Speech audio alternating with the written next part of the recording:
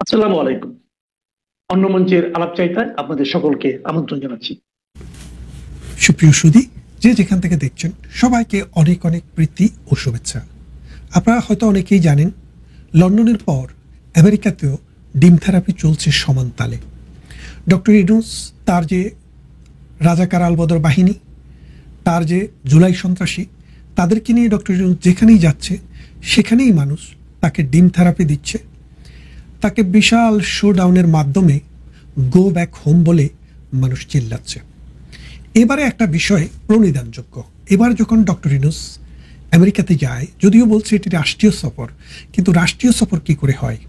America তো তাদেরকে দাওয়াত দিয়ে নিচ্ছে না। জাতিসংঘের সদস্য রাষ্ট্র 193টি, এই 193টি রাষ্ট্রের সরকার অথবা রাষ্ট্রপ্রধান সবাই কিন্তু জাতিসংঘ দ্বারা আমন্ত্রিত। এখন রাষ্ট্র কতজনের বহন নিয়ে যাবে সেটা রাষ্ট্রের ইচ্ছা। রাষ্ট্র সেটাকে রাষ্ট্রীয় সফর করবে নাকি সরকারি সফর করবে, বেসরকারি সফর করবে, সেটাও রাষ্ট্রের ইচ্ছা। আমরা অতীতেও দেখেছি, রাজনৈতিক সরকার যখন ছিল তখনও বিশাল বহন নিয়ে প্রধানমন্ত্রীকে বা প্রেসিডেন্টকে এই জাতিসংঘের অধিবেশনে যান। এবার সাম্প্রতিক সময়ের একটা কমন ফ্যানোমেনা হচ্ছে, ডক্টর ইউনূস যেখানেই যাচ্ছে সেখানেই জনগণের রোষে পতিত হচ্ছেন। এই জনরোষ থেকে বাঁচতে এবার ডক্টর ইউনূস তার সাথে করে বিএনপির 2জন নেতা, জামাতের একজন নেতা এবং এনসিপির একজন নেতাকে নিয়ে গেছেন। তো নিয়ে যাওয়ার পরে তার ধারণা ছিল তারা মনে হয় ভালো একটা ট্রিটমেন্ট পাবে, অর্থাৎ তাদেরকে কেউ পচা ডিম মারবে না, তাদের বিরুদ্ধে কেউ কালো পতাকা প্রদর্শন করবে না, তাদের গলায় জুতা দেওয়া ছবি রাস্তায় প্রদর্শন করবে না। কিন্তু তা হয়নি। বিএনপির লোকেরা ওই কানাগলিতে যাই দাঁড়িয়েছিল, জামাতের লোকেরাও তাদের নেতাকে নিয়ে ব্যস্ত ছিল। ডক্টর ইউনূস এবং তার পালিত পুত্র যে এনসিপি, তাদেরকে কিন্তু কেউ পাত্তাই দেয়নি। এখন শেষ পর্যন্ত কি হলো, ডক্টর ইউনূস একটি বিশেষ দরজা দিয়ে বিশেষ সিকিউরিটি নিয়ে একা একা চলে গেল। আর ফখরুল, এই পাটোয়ারি যারা এবং জামাত নেতা, ওদেরকে ছেড়ে দিল একা, মানে আলাদা পথে, যার কারণে জনরোষে পতিত হলো। আপনারা দেখেছেন এই পাটোয়ারি, এই রাজাকার পুত্রকে, এই 71-এর ঘাতক দালালদের যে মানে প্রতিনিধি, তাকে জনগণ বেদম প্রহার করেছে। কি দিয়ে? ডিম দিয়ে, তাও আবার পচা মুরগির ডিম। এই পচা মুরগির ডিম দিয়ে যেই পরিমাণ অভ্যর্থনা আমেরিকাতে তারা পেয়েছে, সেটা মনে হয় তাদের বাকি জীবনে মনে রাখবে। একটা জিনিস খেয়াল করে দেখেন, তারা লন্ডন যাচ্ছে, লন্ডন যখনই আসতেছে তারা এই রকমের অভ্যর্থনা পাচ্ছে। তারা আমেরিকায় যাচ্ছে, সেখানে অভ্যর্থনা পাচ্ছে। জাপান গিয়েছে, সেখানেও এরকম অভ্যর্থনা পেয়েছে। এখন ইউরোপের যে দেশে আসুক, যেগুলো সভ্য দেশ, এরকম কোনো দেশে গেলে তাদের কিন্তু রক্ষা নেই। বিষয়টা যদি খেয়াল করে দেখেন, ব্রিটেনে, আমেরিকায়, অস্ট্রেলিয়ায়, কানাডায় বাংলাদেশের টোটাল যে পপুলেশন, তার একটা ছোট্ট অংশ থাকে। ধরেন 18 ভাগের 2 ভাগ বা 18 ভাগের 1.5 ভাগ, 1 থেকে 1.5 কোটি মানুষ পৃথিবীর বাইরে থাকে, আর 16 থেকে 16.5 কোটি মানুষ বাংলাদেশের ভেতরে থাকে। এই 1-2 কোটি মানুষের মধ্যে যদি ব্রিটেন, আমেরিকায় এই পরিমাণে আওয়ামী লীগের উপস্থিতি হয়, অর্থাৎ বিএনপির চাইতেও বেশি, জামাতের চাইতেও বেশি, এনসিপির চাইতেও বেশি, তাহলে বাংলাদেশে যদি আপনি খেয়াল করে দেখেন, তাহলে বিএনপির চাইতেও বেশি, জাতীয় পার্টির চাইতেও বেশি, এনসিপির চাইতেও বেশি, জামাতের চাইতেও বেশি। অর্থাৎ একক দল হিসেবে বাংলাদেশে যে সবচাইতে বেশি মানুষ, সেটা হচ্ছে বাংলাদেশ আওয়ামী লীগ। এই বাংলাদেশ আওয়ামী লীগকে নিষিদ্ধ করার চেষ্টা হচ্ছে এবং তাদের কর্মকাণ্ড বাংলাদেশে নিষিদ্ধ আছে। বাংলাদেশে নিষিদ্ধ থাকার কারণে এই যে ইউরোপ, আমেরিকা, অস্ট্রেলিয়া, কানাডা, যেখানেই ডক্টর ইউনূস যাচ্ছে সেখানেই মানুষ তাকে প্রতিবাদ করে বুঝিয়ে দিচ্ছে যে বাংলাদেশ আওয়ামী লীগ বাংলাদেশের জন্মের সাথে জড়িত, বাংলাদেশের ইতিহাসের সাথে জড়িত, মহান মুক্তি সংগ্রামে নেতৃত্ব দানকারী দল। এই দেশকে একটা ফকিন্নি রাষ্ট্র থেকে মধ্য আয়ের দেশে উন্নত করা যে দল, সেই দল আওয়ামী লীগ। যেই দল পদ্মা সেতুর মতো বিশাল কর্মযজ্ঞ করেছে, সেই দল আওয়ামী লীগ। যেই দল মেট্রো রেল করেছে এবং বাংলাদেশের চট্টগ্রাম থেকে কক্সবাজার পর্যন্ত রেল লাইন করেছে এবং অসংখ্য ফ্লাইওভার, রাস্তা ঘাট, ব্রিজ, কালভার্ট, স্কুল, কলেজ, বিশ্ববিদ্যালয়, মসজিদ, মন্দির, মক্তব, মাদ্রাসা সব কিছু করেছে, সেই দলটিকে আপনি ব্যান করছেন। কেন করছেন? কারণ আপনি জানেন আপনার যে পালিত পুত্ররা, আপনি যাদের উপরে ভর করতে চান, বিএনপি, জাতীয় পার্টি, আওয়ামী লীগ, জামাতে ইসলামী, এনসিপি, তৌহিদি জনতা, এরা কেউই আওয়ামী লীগ ভোটে দাঁড়ালে পাত্তা পাবে না। অর্থাৎ বাংলাদেশে শুধু আওয়ামী লীগ করে এরকম মানুষের সংখ্যাই 51% উপরে, যার কারণে সবাই মিলেও যদি একটা মোর্চা করে আওয়ামী লীগকে ঠেকানো যাবে না। এটা আমাদের কথা না, এটা ডক্টর ইউনূসের অ্যাসেসমেন্ট। এই অ্যাসেসমেন্ট করে তিনি পেলেন যে আওয়ামী লীগ যদি নির্বাচনের সুযোগ পায় এবং সেই নির্বাচনে যদি আওয়ামী লীগ পার্টিসিপেট করে, ডক্টর ইউনূস যেইভাবেই ম্যানিপুলেশন করার চেষ্টা করুক, বৃহত্তর জনগোষ্ঠীর ক্ষোভের কারণে, বৃহত্তর জনগোষ্ঠীর অংশগ্রহণের কারণে এবং আওয়ামী লীগের সাথে থাকার কারণে কোনোভাবেই ডক্টর ইউনূস সুবিধা করতে পারবেন না। তাই তিনি তার যে পরামর্শদাতা, তাদের সাথে পরামর্শ করে বাংলাদেশ আওয়ামী লীগকে নির্বাচন থেকে বাইরে রাখছেন। তাই আপনি কতদিন আওয়ামী লীগকে বাইরে রাখবেন? এই যে ডক্টর ইউনূস আমেরিকায় গিয়ে যেইভাবে তার সাঙ্গপাঙ্গদেরকে একলা রেখে নিজে পালিয়ে গেলেন, ঠিক কদিন পরে এই সাঙ্গপাঙ্গরা যারা দেশে সন্ত্রাস করছে, দুর্নীতি করছে, চাঁদাবাজি করছে, অগ্নিসংযোগ করছে, মামলা বাণিজ্য করছে, তাদেরকে কতদিন থেকে ডক্টর ইউনূস বাঁচায় রাখবেন? আমার বিশ্বাস হয় না বেশি দিন পারবেন। দিন থাকতে সাধনা করেন, মানুষের কাছে ফিরে যান, বাংলাদেশ আওয়ামী লীগের যে কর্মকাণ্ড সেটাকে বৈধতা দিন এবং বাংলাদেশে নির্বাচনে আওয়ামী লীগ যেন অংশগ্রহণ করতে পারে সেই ব্যবস্থা করুন। তা না হলে আমেরিকায়, ইংল্যান্ডে এবং জাপানে পিটুনি খেয়েছে আপনার দল, ডিম থেরাপি খেয়েছে আপনার দল, বাংলাদেশেও খুব তাড়াতাড়ি এই থেরাপি শুরু হয়ে যাবে। ছেলেরা জেগে উঠছে, ছেলেরা এখন বসে নাই।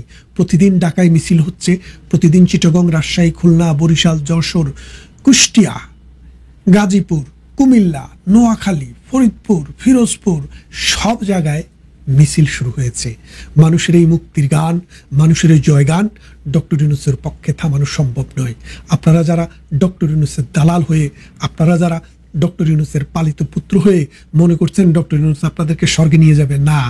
এই আমেরিকার নিউ ইয়র্কে জন এফ কেনেডি বিমানবন্দরে যেভাবে আপনাদেরকে রেখে পিছনের দরজা দিয়ে উনি পালিয়ে গিয়েছেন, তার অনেক দেশের নাগরিকত্ব আছে। কদিন পরে যখন পারবেন না, তখন তিনি কিন্তু পালিয়ে যাবেন।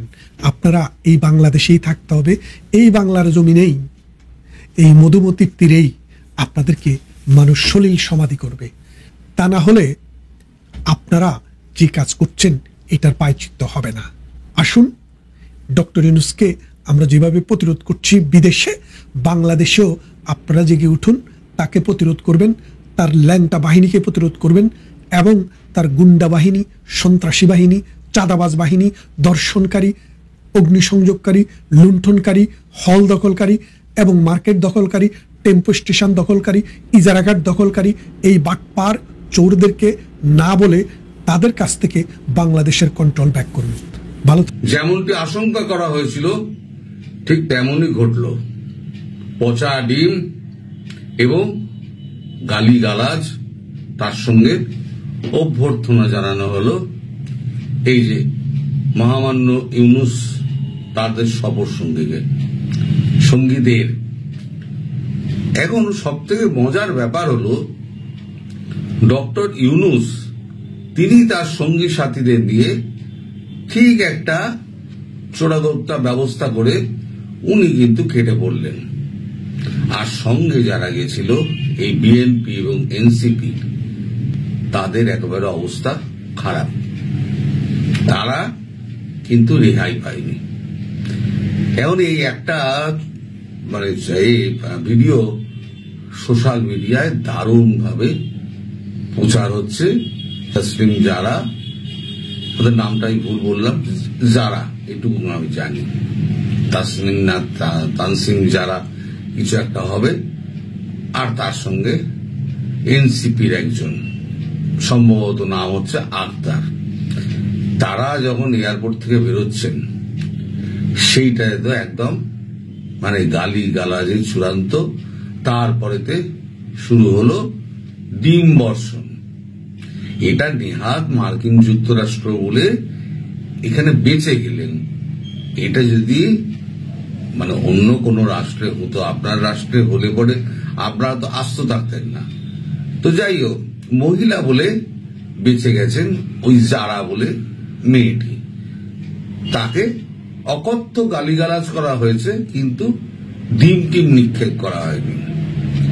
একই সঙ্গে আবার বিএনপির যে মহাসচিব আমাদের মির্জা ফখরুল সাহেব, তিনি যখন এয়ারপোর্ট থেকে বেরোচ্ছেন তাকে গুন্ডা, বদমাইশ, খুনি, রাজাকার, ইউনূসের দোসর অনেক কিছু বলে গালি দিচ্ছেন। আর তিনি এমন একটা ভাব করছেন যেন সাদর অভ্যর্থনা জানাতে এসছে সবাই, কারণ এখানে সব তো আমেরিকান, তারা তো আর বাংলা বোঝে না। তিনি হাত নেড়ে তিনি প্রীতি সম্ভাষণ জানাচ্ছেন যে তোমরা ভালো থাকো, যেমন করে আর কি নেতারা। কিন্তু আমরা যারা বাংলা ভাষাভাষী আছি তারা তো বুঝতে পারছি যে এনারা কি প্যাচে পড়েছেন। আগে আপনারা ভিডিও দেখুন। এই যে শুয়ে পড়ছে, এই যে শুয়ে পড়ছে, এই যে মির্জা ফখরুল, মির্জা ফখরুল দেখেন, এই যে মির্জা ফখরুল, এই যে দেখেন জুলাই সন্ত্রাসীরা, এই যে দেখেন শহর আক্তার, এখানে রাজাকারের প্রতিনিধি আক্তার, যারা আপনি পিএইচডি ধারী, আক্তারের গায়ে ডিম নিক্ষেপ হয়েছে। আক্তার রাজাকারের প্রতিনিধি, আক্তার স্বৈরাচারের প্রতিনিধি, আক্তার এখানে। ভাই আবার কিছু করেন না, আবার না, আক্তারে ধরেন, আবার কিছু করেন না, আবার কিছু করেন, আক্তারে দেন। হ্যাঁ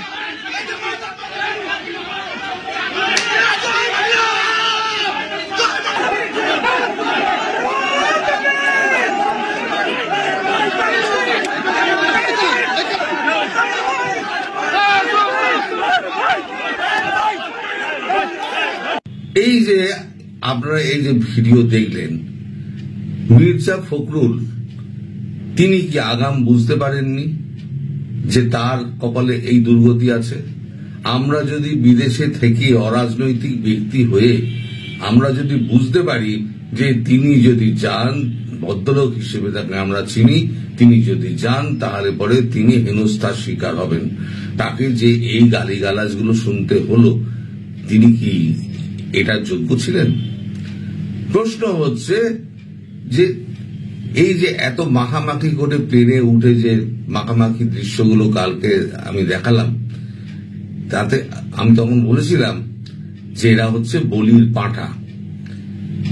নিজে যাতে বলি না চড়েন তার জন্য এদেরকে বলির পাঁঠা করেছেন এই ডক্টর ইউনূস। সেটা আমরা বুঝলাম, কিন্তু ওনারা বুঝতে পারলেন না। এই তো গেল প্রথম দিন, আতঙ্কের প্রথম দিন, প্রথম রাত, বাকি আছে আরো 9 দিন। এবং সব থেকে ইন্টারেস্টিং ব্যাপার যেটা হলো, আমি যেটা গত পরশুদিনকে বলেছিলাম যে এনারা বেসরকারি ইউনূস সাহেব তিনি যে হোটেল বুক করেছেন সেই হোটেলে উনি উঠবেন না, অন্য হোটেলে উঠবেন। দেখা গেল আমার কথা সত্যি প্রমাণিত হলো। তিনি যে হোটেল বুক করেছিলেন সেই হোটেলে উনি ওঠেননি, অন্য হোটেলে গিয়ে উঠেছেন। খুব বুদ্ধিমান মানুষ তো, উনি প্যাঁচ ঘোষটা বোঝেন যে কোথা দিয়ে পালাতে হবে। তো যাই হোক, এখন তিনি ওই হোটেলে উঠেছেন, খবরটা পেল কি করে? আওয়ামী লীগের যে লোকেরা আছে তারা প্রত্যেকটা হোটেলে গিয়ে গেস্ট লিস্ট চেক করেছে। গেস্ট লিস্ট চেক করে তারা যেখানে যেখানে পায়নি সেখান থেকে বেরিয়েছে, যেখানে পেয়েছে সেখানে ধরেছে। তারপরে তারা চারদিক ঘিরে ফেলেছে। এদিকে পুলিশ এসকর্ট করে কোন রকমে নিয়ে ওখান থেকে বেরিয়ে গিয়েছে। ইউনূস সাহেবের এখন এই অবস্থা। আর আমি বহুদিন আগে বলেছিলাম পৃথিবীটা এদের কাছে খুব ছোট হয়ে আসছে। এরা এখন বুঝতে পারছে না পৃথিবীর কোথাও গিয়ে এরা শান্তি পাবে না। যেখানে যাবে, এই সরকার যদি পরিবর্তন হয়ে যায়, অন্য সরকার যদি আসে, তখনও কিন্তু এদের রাজাকার বলেই চিহ্নিত করা হবে এবং পচা ডিম এদের, মানে 10 বছর 20 বছর বাদে হলো যেখানে বিদেশে যাবেন, স্বদেশে তো মার খাবেন, বিদেশে গেলে পচা ডিম খাবেন। এটা এনাদের ভাগ্যে লিখিত হয়ে গিয়েছে।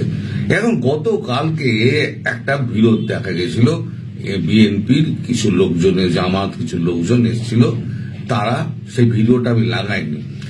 তারা বয়স্ক মানুষ, তো সেখানে আবার পড়ে যাওয়াটা দৃশ্য রয়েছে, তার জন্য আবার ইউটিউব আটকে দিতে পারে, কারণ ওটা সংঘর্ষের ভিডিও। তো সেখানে দেখা যাচ্ছে যে যারা বিএনপি এবং জামাতের যারা সমর্থক আছেন তারা ম্যাক্সিমাম হচ্ছে বয়স্ক। এই বয়স্কদের সঙ্গে যখন ঠেলাঠেলি হয় তখন দেখা যায় বয়স্করা দুমদাম করে কাটা কলা গাছের মধ্যে মাটিতে পড়ে যাচ্ছেন। কারণ আমাদের যত বয়স হয় তত তো পায়ের জোরটা কমে যায়। এবার তারপরে হলো কি, তারপরে আওয়ামী লীগের কর্মীরাই দয়া পরবশত হয়ে দেখলো যে না ব্যাপারটা খুব খারাপ হয়ে গেছে, বয়স্ক মানুষ, তাদেরকে ধরে তুলে মাটি থেকে তুলে তাদেরকে আবার গাড়িতে তুলে দিয়ে তাদেরকে সেফলি ছেড়ে দেওয়া হলো। এবার আজকে যে ঘটনাগুলো আমি দেখলাম, যে ভিডিওগুলো আমার কাছে এসে পৌঁছেছে, বোর্ড থেকে এসে পৌঁছাচ্ছে, তাতে দেখলাম যে 2-1 এনসিপি মানে 2-3 ছাড়া বিএনপির নামমাত্র নেই। মানে বিএনপি কর্মীরা বুঝে গিয়েছেন এই আওয়ামী লীগের এই যে কর্মীবৃন্দ আছে তাদের সঙ্গে এঁটে ওঠা যাবে না।